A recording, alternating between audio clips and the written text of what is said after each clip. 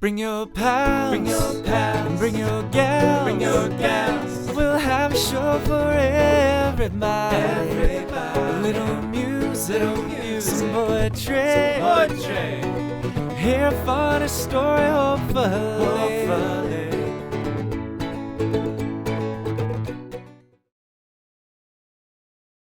Welcome to the Temple Theater in our very first episode of Under the Golden Ceiling. We want to showcase talent right here in our own backyard. Before we get any further, we want to thank our sponsors. Mighty Decoder Face Mask. The only face mask with codes from the future for your kids to figure out. Come in 3 sizes. Past, present, and future. What will be the hidden message on your face mask? Dun dun dun. Actually, Thor, I know we do have a real sponsor. That's right. We have Hemlock Semiconductor. We want to thank you for your support of the arts, especially during this difficult time. Okay, now, on with the show. Who's our first guest? Our first guest is singer-songwriter Andrew Kitzman with his good friend Loren Krantz on percussion. Let's go listen. Yeah, I think that's about as good as she gets.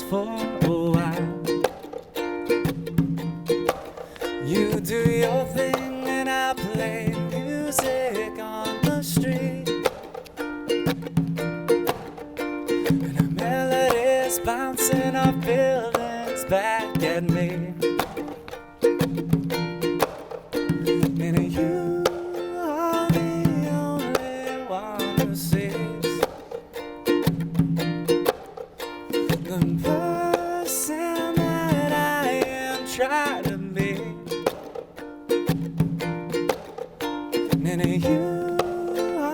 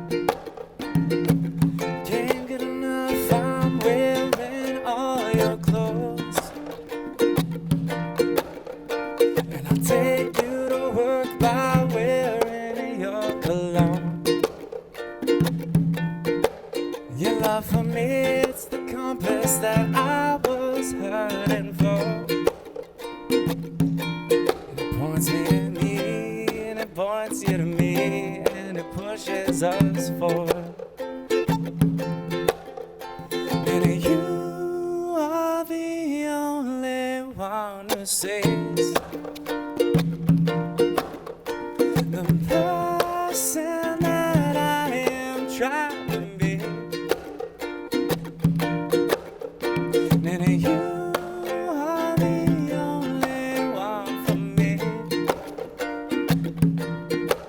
Nami, young lovers in the city.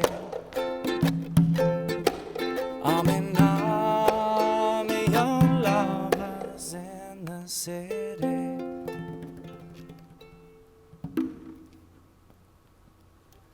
That is great stuff. Andrew is such a talented guy. And we should also note that he helped write the opening song for Under the Golden Ceiling. Excellent. We love that theme song so much. Who do we have next, Thor? Our next guest is Imani Clark. She's a poet from right here in Saginaw. As a note to viewers, there is some strong language in this next piece. She got really passionate when we went off stage under the Court Street Bridge with the newly painted mural by Mark Darts in the Great Mural Project. Let's take a listen in. Questions for a young poet. I ask myself, why not write about something happy? But when pen meets paper, it all goes blank. All the words start to jumble, my hands start to cramp, afraid that the weight of the truth will only stain the page, make a liar of me. A stranger asks, how can you write about your pain? I say, easy. Now sit back and watch me magician my trauma into a masterpiece. These magic words can turn all my insecurities into a soliloquy. Watch as a slit of the wrist, a sleight of hand can abracadabra my tragedy into something beautiful. My mother asks, why don't I write more about love? I told her when I was 19, a boy turned bandit stole my heart. That I fell so deeply into him when I finally got out, I left my birthright and common sense behind. At 22, a girl disguised herself as hero, only to be unmasked as villain, so love had to make itself a martyr for me. Save me from self-destruction. At 23, I had nothing left to give. My professor asks why I'm not writing this down, so sure in his privilege, forgetting that it is the victors who can rewrite history to look like themselves, and their narratives do not fit my story, calling these battles ending in bloodshed and stolen land manifest destiny, marking my mother's tongue and calling it ghetto. And I have to pause because I've never seen oppression spelt that way. A white classmate asked me, why do I have to make everything about race? And I tell them it's because Breonna Taylor was murdered in her home while she was sleeping. Because George Floyd's last words were to his mother, gasping for air, saying, I can't breathe because Breonna Taylor, because Sandra Bland, because Trayvon Martin, because Milton Hall, because I pray that my brother will not be next. Because I have the privilege to forget that they might come for me too. So when you ask, why don't you write about something more happy? I say, I just did.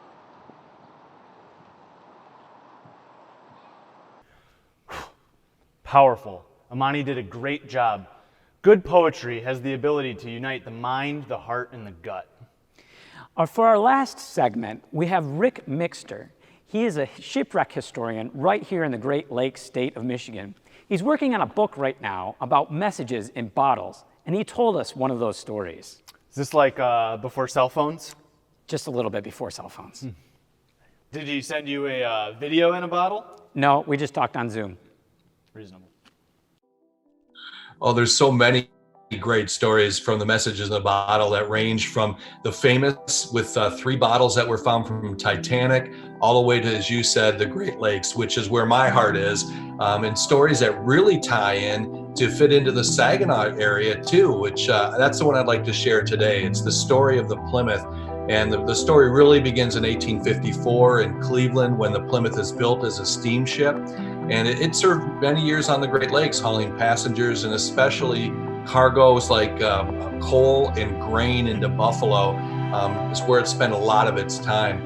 And eventually a new owner came in and said, you know, I think I'm going to take the engine out of this and put it into a new ship so it can serve more years. And they did. They went to Bay City, Michigan. They took out the triple expansion steam engine, put it into the Oregon, and the Plymouth became a barge, and it was towed by the Oregon for a little while, and it switched to a couple of owners as each company came in and out of existence, and eventually ended its way into the trade of hauling coal on Lake Superior. And that's where in 1887 a huge storm picked up, and it broke away from its tow vessel and ran aground in Presque Isle, which is right next to Marquette.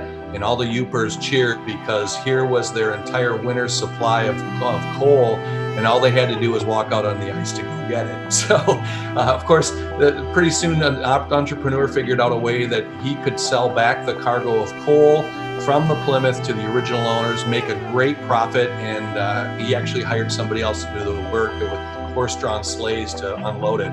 But it was a Bay City guy that actually came in and said, you know what, I can save that ship. And Tom and Jim Reed were famous on the Great Lakes, raising ships from as deep as 100 feet. They thought that the Plymouth would be no problem. It was still above the waves, although very battered by the storms that had hit it since the season, but it took them months. And finally, he put 15,000 barrels inside the ship, pumped them dry, and that lifted the ship just enough with some buoyancy that 4 tugboats could yank on it and break it free. And finally, Jim Reed brought it into Bay City, where it was completely rebuilt. They put a steel arch inside of it to strengthen it. They put 3-inch oak planking in it. They did a fantastic job. In fact, the guys in Bay City said it was the worst ship wreck they'd ever seen come into their yard, and it was turned into a brand new boat. And it served many years on the Great Lakes until it was sold to McKinnon and Scott. These 2 captains were famous on the Great Lakes for saving the crew of the Hattie Wells. But they had a rundown tugboat that was called the James Martin, and that was what they were using to tow this massive 200-foot schooner called the Plymouth.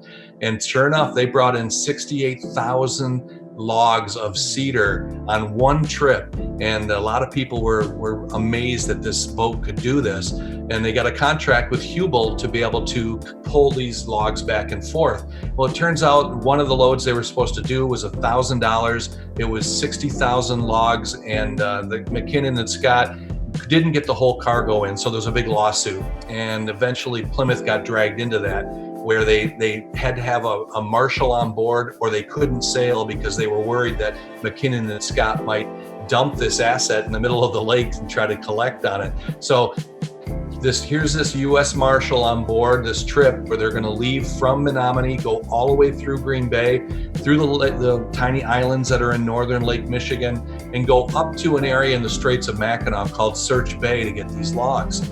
They never made it. Unfortunately, a big storm kicked up, originally starting in 1913 in November from the southwest.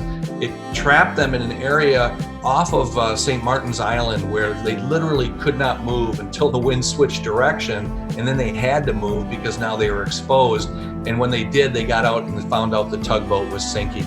So as it's going down, these guys on the tug have to make that bad decision of cutting the line, leaving the schooner out in there attached to its anchors and hopefully make its way through the storm. But they figured it was in better shape than they were. So they did. They cut the barge loose. They headed for Garden Peninsula. And when they came back 2 days later, the entire crew, including that U.S. Marshal, were gone. And they couldn't find them. So as they searched and searched the upper lake, they realized that it was probably gone forever. And that's 7 guys that were lost on that ship. Eventually, a bottle washes ashore in Manistee, and it has a note inside written on a coal receipt that was from the ship actually taking on coal for the Plymouth. And on it was a handwritten note from that Marshal, Chris Keenan. And he wrote, "Dear wife and children, we were left up here in Lake Michigan by McKinnon, captain of the tug James H. Martin, at anchor. He went away and never said goodbye or anything to us. We lost 1 man last night. We've been out in the storm for 40 hours. Goodbye, dear ones. I might see you in heaven." And as a postscript, he wrote, "Hubel owes me $35 so you can collect it." I don't know if it was meant to be funny, but every time I tell this story in audiences, it brings a chuckle on a very tragic story of where this man's saying goodbye, but he's saying, listen, they still owe me money, make sure you get it. So this is the story. Unfortunately, Chris Keenan washed ashore not far from where his bottle came ashore. The captain, Axel Larson, was found near Muskegon, and very north of all of them in Platte Bay is where an 18-year-old man named John came ashore, and he was part of the crew as well, probably the one that Chris Keenan mentioned in the note. And the ship has been missing ever since. In 1960, it turned up in Scuba Diver magazine or Skin Diver that said that they found the ship.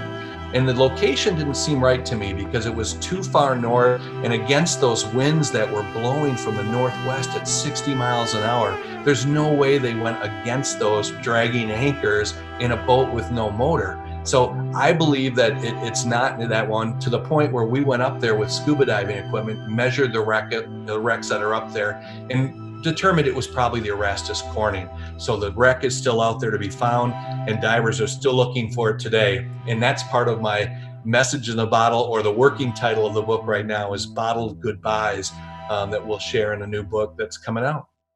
After listening to that, I'm not giving up my data plan anytime soon. Well, it is nice to get a handwritten note through the U.S. Postal Service, though. Very good. Well, folks, that does it for this episode of Under the Golden Ceiling. We hope that you stay tuned because we have more great guests on the way in future episodes. We appreciate you listening in, and remember to stay creative.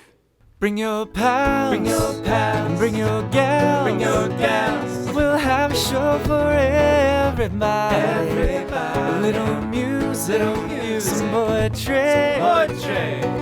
hear a funny story, hopefully. Stage and lights, those crazy nights that keep you coming back for more and more. Time will tell